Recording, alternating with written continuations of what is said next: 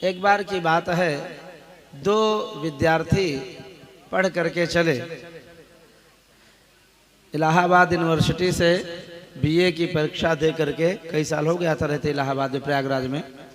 तो पढ़ करके चले, दोनों बड़े मित्र थे, दोनों चले, पुराने समय की बात है। तो एक गांव में पहुंचे, पैदल ही जा रहे थे। तो क्या हुआ कि भूख लगी, तो उन्होंने सोचा बहुत समय हो गया, चले कहीं स्थान मिल जाए तो वहीं पर जा करके थोड़ा आराम करके कुछ भोजन पानी की व्यवस्था हो जाए तो खा करके थोड़ा आराम किया जाए। तो दोनों मित्र राहगीर के रूप में जा रहे हैं। एक गांव के पास पहुंचे तो पता करने पर यह चला कि एक परम धार्मिक सेठ जी रहते हैं इस गांव में। जैसे हमारे तोमर साहब जी परम धार्मिक हैं, कल उनके सुंदर कुटिया आश्रम में गए। इतना सुंदर, जैसे उपवन का इतना सुंदर रूपरेखा वहाँ पर है, सच्चे आश्रम का रूपरेखा वहाँ पर देखा गया।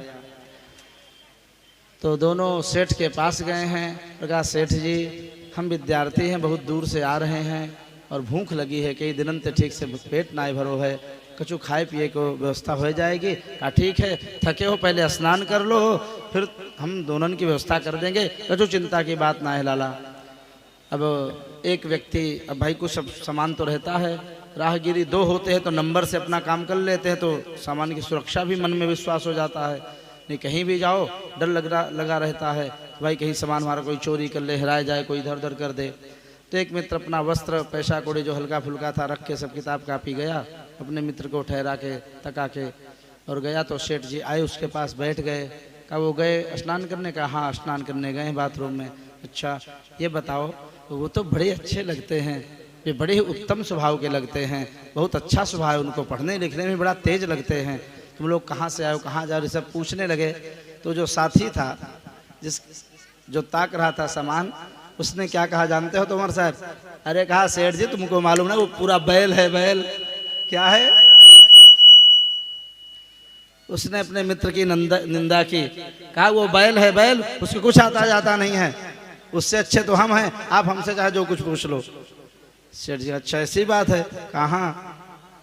अब क्या हुआ कि थोड़ा समय बीता, सेठ जी चले गए, वो आया नहा धो करके। अब वो तकवारी करने लगा, दूसरा वाला गया जो बैठा था।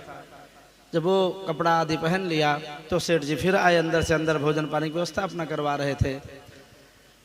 तो जब दूसरा आया तो उससे उसकी बड़ाई सेठ जी करने लगे जो नहाने गया है। कहा भैया तुम्हारे वो मित्र तो बड़े उदार हैं, बड़े अच्छे हैं, अभी हम 10 मिनट उनके पास बैठे थे, बहुत अच्छा स्वभाव उनका है। तो वो कहता है अरे सेठ जी तुमको मालूम नहीं है, वो बहुत बहरूपिया है, वो गधा है, गधा पूरा, कुछ नहीं जानता, एकदम गधा है। तो सेठ जी ने कहा अच्छा ठीक है। फिर चले गए अपने अंदर की तरफ। थोड़ी देर में दोनों तैयार होकर के पीढ़ा पानी लगवाया गया, बैठ गए। दोनों के सामने नौकर से सेठ जी ने कहा कि एक टोकरी में भूसा लेकर के आओ और एक टोकरी में घास लेकर के आओ। और जिसको गधा कहा था उसके सामने घास छोड़वा दिया सूखी, और जिसको बैल कहा था एक दूसरे को आपस में, उसके सामने भूसा रख दिया। दोनों आश्चर्य के, इन्होंने भोजन के लिए व्यवस्था की थी, भूसा और घास रख रहे हैं। कहा क्या बात है सेठ जी, आप हमारा उपहास करते हो?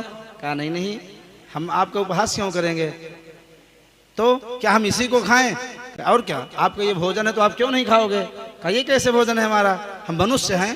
कहा मनुष्य हो, लेकिन अभी आप जब स्नान करने गए थे तो आपने इनको कहा था ये गधा है, और उन्होंने आपको कहा था बैल है, तो बैल और गधा तो भूसा और घासे चबाते हैं। तो इस प्रकार से दोनों को अपनी अपनी गलती का महसूस हुआ।